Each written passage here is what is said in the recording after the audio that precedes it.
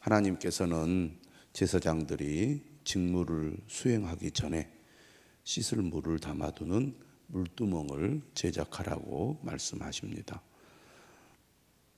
18절에 말씀하시죠. 너는 물두멍을 노수로 만들고 그 받침도 노수로 만들어 씻게 하되 그것을 회막과 제단 사이에 두고 그 속에 물을 담으라.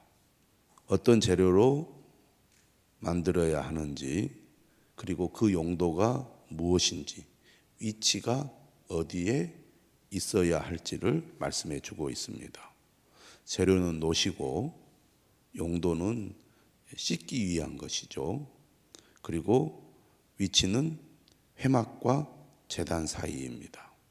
광야 생활은 먼지나 또 흙으로 인해서 손과 발이 쉽게 더러워지는 환경이기 때문에 하나님을 만나는 제사장들은 하나님께 나아가기 전에 미리 손과 발을 씻어야 했습니다.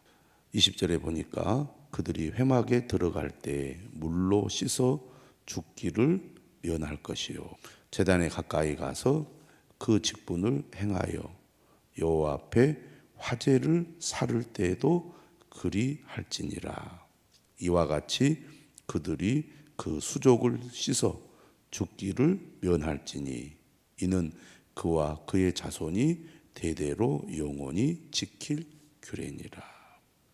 하나님 앞에 나아갈 때는 손과 발을 씻어 부정한 것, 더러운 것들을 씻고 깨끗하게 나아가야 한다는 것입니다. 날마다 제사장들이 하나님 앞에 나아가잖아요. 물두멍에 있는 물로 손과 발을 씻어야 했습니다. 더러운 상태로는 하나님 앞에 나아갈 수 없고 또 부정한 상태로는 하나님 앞에 나아갈 수가 없습니다. 자신을 정결하게 하고 깨끗하게 한 다음에 하나님께 나아가야 한다는 것입니다. 오늘 우리도 마찬가지죠. 하나님 앞에 나아갈 때 우리의 더러움과 죄를 깨끗이 씻고 정결한 마음으로 하나님 앞에 나아가는 것이 중요하다는 것입니다. 예배하는 자, 하나님을 섬기는 자가 먼저 해야 할 중요한 일은 바로 우리의 죄를 회개하는 것이죠. 먼저 우리가 하나님 앞에 무엇을 구하기 전에 자신을 돌아보는 것이 중요하다는 겁니다. 살아가면서 날마다 하나님 앞에 죄를 짓지 않습니까? 예수님 때문에 우리의 죄를 용서해 주셨고 또 우리가 회개할 때 예수님 때문에 우리의 죄를 용서해 주십니다. 그러므로 하나님 앞에 나아가 예배하며 기도할 때 먼저 우리의 죄를 회개하는 기도를 꼭 드릴 필요가 있습니다. 그리고 나서 내가 하나님께 감사하고 찬양하고 또 간구해야 될 것입니다. 두 번째 말씀은 관유 제조법입니다. 이제 기름을 바르고 붓는 데 사용하는 이 관유를 어떻게 제조해야 될지 하나님께서 말씀하고 있습니다. 23절에 말씀하죠. 너는 상등 향품을 가지되 가장 좋은 향품으로 관유를 제조하라는 말씀입니다. 액체 모략 500세겔과 그 반수에 향기로운 육개 250세겔과 500세겔은 킬로그램으로 하면 약 6kg에 해당합니다. 그리고 250세겔은 그의 절반인 3kg 정도 되고요. 또 향기로운 창포 250세겔과 계피 500세겔을 성소의 세겔로 하고 감람기름 한 신을 가지고 그것으로 거룩한 관유를 만들어라 하고 있습니다. 향을 제조하는 법대로 향기름을 만들어라. 그것이 거룩한 관유가 될 것이다. 자, 그래서 26절 이하에 보면 이것을 어떻게 사용해야 될지 말씀을 하고 있는데요. 이 관유를 성막의 구석구석 모든 비품에 바르도록 합니다. 그리고 이것을 바름으로 그 비품들을 거룩하게 구별을 시키는 거죠. 금으로 입히고 하니까 더 가치 있게 보이고 더 특별하게 보이지만 사실은 사람이 만든 것이고 사람들이 사용하는 재료고 그런 의미에서는 다를 바가 없다고 할 수가 있는데, 문제는 그 물건들이, 그 기물들이 하나님을 위해서 사용하기로 그리고 준비를 해서 만들어 놓은 거잖아요. 이 관유를 바름으로써 이것은 세상의 다른 물건과는 다른 하나님을 위해서만 사용하는 물건이다 라고 구별을 시킨 것입니다. 기름을 바름으로써 이것은 하나님을 위해서 사용하는 기물이기 때문에 함부로 취급하거나 다루어서는 안 되는 매우 거룩한 것이다 라고 구별을 시키는 겁니다. 우리가 세상에 살아가지만 하나님을 위하여 구별할 때 하나님 앞에 존귀한 자가 되는 겁니다. 겉으로 볼 때는 전혀 다를 바가 없죠. 믿음의 사람들도 그렇고 또 모든 것이 다 세상과 주님의 것과 다르지 않습니다. 그런데 구별하는 거죠. 기름을 발라 구별함으로 전혀 다른 존재가 되고 다른 것이 되는 겁니다. 하나님을 위해서 바친 것이고 하나님을 위해서 만든 것이고 하나님을 위하여 사용하기로 결정한 것이기 때문에 그렇게 하는 순간 그것은 귀한 물건이 되고 귀한 존재가 되는 것입니다. 오늘 우리 그리스도인들도 예수 그리스도로 말미암아 구별된 자가 된 겁니다.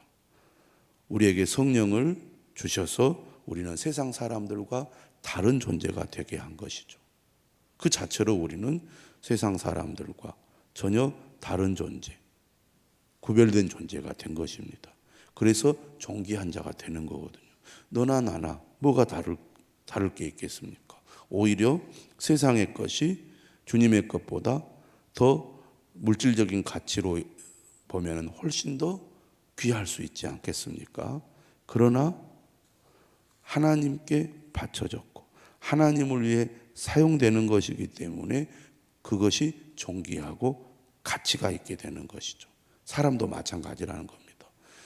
하나님의 사람과 그렇지 않은 사람과 비교해 보면 오히려 세상 사람들이 세상의 기준으로 볼 때는 더 가치 있고 존귀하다고 보여줄 수 있습니다.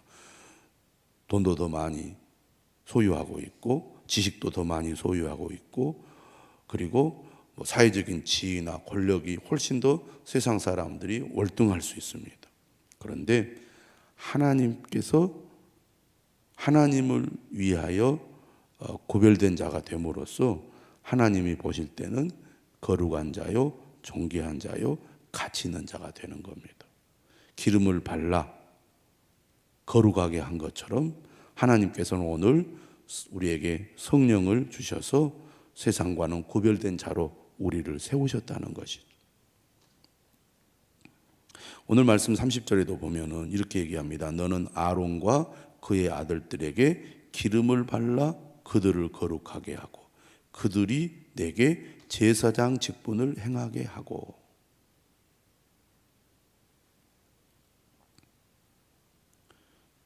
이스라엘 12지파 가운데 레위 지파가 특별히 다르게 생겼습니까? 그들이 태어날 때부터 신분이나 모든 조건이 다릅니까? 아니죠. 그들을 구별시킨 것입니다. 레위 지파 가운데서도 아론과 그의 자손들만 제사장 직분을 받게 됩니다. 그들이 다른 레위 지파 사람들과 특별히 뭐 다른 것이 있습니까? 아니죠. 하나님이 그들을 선택했고 그들에게 기름을 발라 거룩하게 하셨기 때문에 그들이 제사장의 직분을 수행하는 것입니다. 이스라엘 자손에게 말하여 이르기를 이것은 너희 대대로 내게 거룩한 관윤이 사람의 몸에 붙지 말며 이 방법대로 이와 같은 것을 만들지 말라. 이는 거룩하니 너희는 거룩히 여기라. 어떻게 보면 어린아이들에게 가르치듯이 가르칩니다. 하나님께서 말씀하신 방법대로 관유를 제작해라. 그리고 그 관유를 사용해라. 그리고 이 관유를 함부로 다루지 말아라. 하나님께서 사용하라는 방법대로만 이 관유를 사용하고 취급하라. 그 말은 무엇을 의미합니까? 그만큼 하나님께서 명령하신 것을 소중히 여기라는 겁니다. 우리가 하나님의 말씀을 들을 때 이러한 자세가 필요합니다. 대충 듣고 대충 하는 것이 아닌 거죠. 가치가 있고 귀할수록 그만큼 조심히 다뤄야 하고 신중하게 다뤄야 하고 소중히 여겨야 됩니다. 우리는 하나님께서 명령하신 것, 하나님께서 귀하다고 여기시는 것을 가치 있게 여기고 귀하게 여길 줄 아는 사람이 되어야 할 것입니다. 매우 엄격하게 말씀하죠. 33절에 이와 같은 것을 만드는 모든 자와 이것을 타인에게 붓는 모든 자는 그 백성 중에서 끊어지리라 하라. 관유를 함부로 다루지 말라고 할 뿐만 아니라 이것은 오직 하나님을 위해서만 하나님을 위해 사용하는 그 물건이나 사람에게 바를 때만 사용하지 이것을 함부로 사용하여 거룩함을 훼손해서는 안 된다는 게 주님의 명령입니다. 마지막으로 이제 향을 제조하는 것에 대해서 말씀하고 있습니다. 향기를 이렇게 뿜는 이 재료들인데요. 이것은 이제 우리가 냄새를 맡는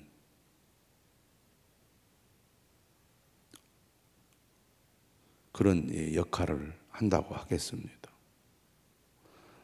34절에 보니까 소합향과 나감향과 풍자향의 향품을 가져다가 성경에 보면 이런 향에 대해서 또 이렇게 설명하고 있는 그런 성경책들도 있지만 정확하게 어떤 향인지는 지금 알기는 쉽지 않습니다. 어쨌든 여러 향을 이제 섞는 거죠. 유향에 섞어서 각기 같은 분량으로 하고 그것으로 향을 만들 때 향 만드는 법대로 만들고 그것에 소금을 쳐서 성결하게 하라. 그리고 그 향 얼마를 곱게 찧어서 내가 너와 만날 회막 안 증거계 앞에 두라. 증거계 앞에 두라는 것은 이제 뭐라 그럴까요? 성소에 두라는 얘기거든요. 그 향이 이렇게 계속 이제 그 성소 안을 향기롭게 만드는 것이죠. 이 향은 너희에게 지극히 거룩하니라. 이 향을 사용하여 이제 분향단에 향을 사르고 그리고 그 향이 뭐라 그럴까요? 성소 안을 아주 향기롭게 만든다고 하겠습니다. 근데 이 향도 37절에 뭐라고 말하냐면 여호와를 위하여 사용하기 위하여 만들라는 겁니다. 여호와를 위하여 만든 향이기 때문에 거룩한 것이라는 거죠.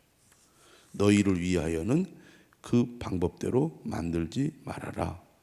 냄새를 맡으려고 이 같은 것을 만드는 모든 자는 그 백성 중에서 끊어지리라. 하나님의 것을 자신들을 위해 만들어서 사용하는 것은 옳지 않다고 말하는 것입니다. 이처럼 향을 피우기 위해서 사용하는 이런 향품들도 하나님께서 명령하신 방법대로 만들도록 하고 있습니다. 이 향은 이제 하나님 앞에 분향할 때 아침과 저녁에 그 향을 사르게 되지 않습니까?